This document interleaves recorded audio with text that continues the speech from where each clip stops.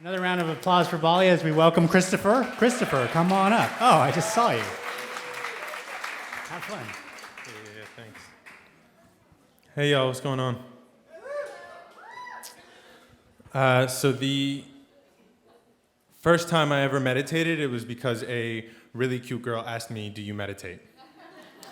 And up until that moment, if you had asked me to spell meditate, I probably would have spelled mediate, but she was super cute, and so I said yes. And that wasn't enough. I said, "I do it twice a day." She said, "No way, how long?" I said, 4 years. This leads to a conversation. A conversation leads to us dating. I went to the library. I looked up a bunch of books about meditating. I didn't have the time to do nothing. So I put the books away, and I just continued to lie to her, and now we're dating. And she wakes up early in the morning to sit, and she says, "You want to join me?" And I say, "Oh, no, I got to go to class. I'm going to sit after." Or she comes home, and before bed, she wants to sit, and she says, "You want to join me?" And I say, "I did it already. I did it." And this happens for about a year. I know. I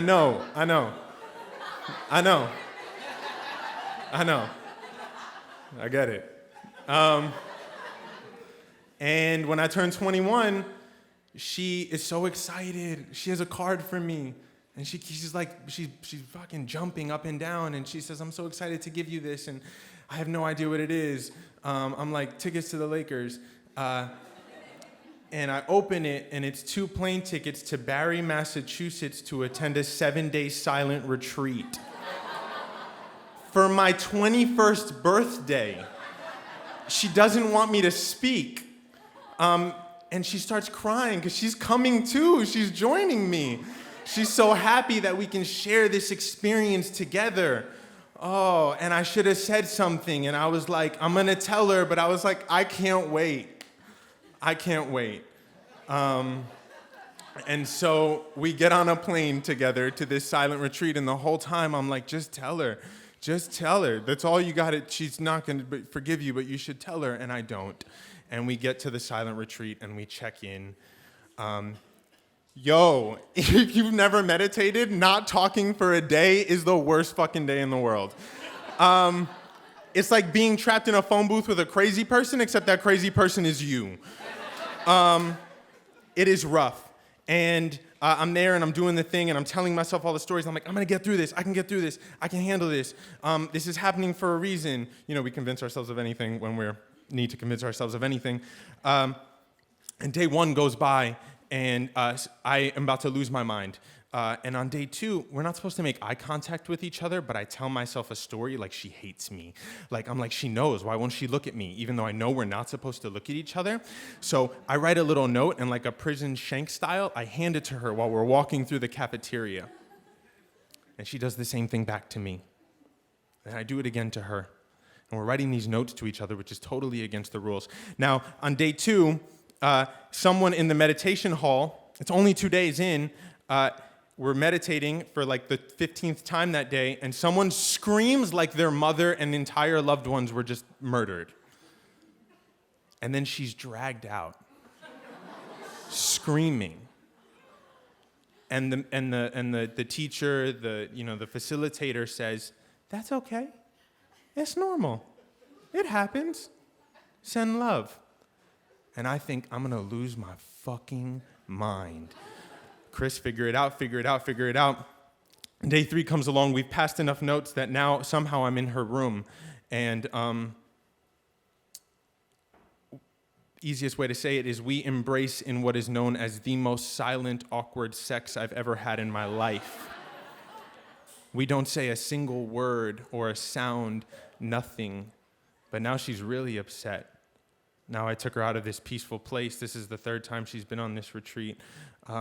And I've taken her away from herself. I've taken her away from her practice because I don't want to sit in my own practice and I don't want to be there and I want to just keep lying and I want to just keep putting on some mask of myself and I want to just be something that I'm not. And so I'm like, "Chris, you got to get it together." So I wake up the next day and a woman has put Post-it notes all over the floor on every piece of wood that creaks, and it says, "This creaks." And I'm like, okay, I'm really going to lose my mind unless I figure it out. So I start skipping meditations and jumping rope because I bring a jump rope to a silent retreat, which isn't smart. It makes a lot of noise when no one's talking. And later that day in the meditation hall, I get called out, very zen, very peaceful. Will the person with the jump rope please stop jumping rope? Thank you. And I'm starting to lose it. Like, I'm starting to think I should scream. If I scream, it would be a way out of here. I wouldn't have to just sit here. I wouldn't have to do all of this sitting and this sitting and this sitting and this looking at myself, because looking at yourself fucking sucks.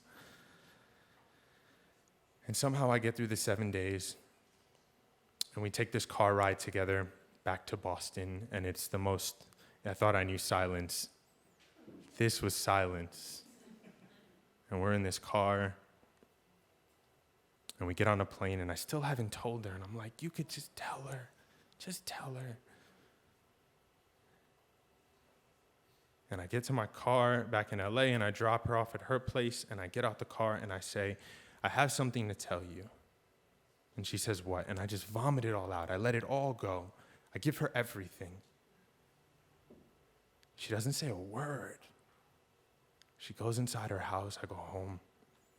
We broke up. But she knows that to this day, that is the greatest gift that anyone has ever given me. I have meditated every single day for 12 years. And I'm not saying lie, but I am saying sometimes you just gotta go with the flow and see what happens. Thank you.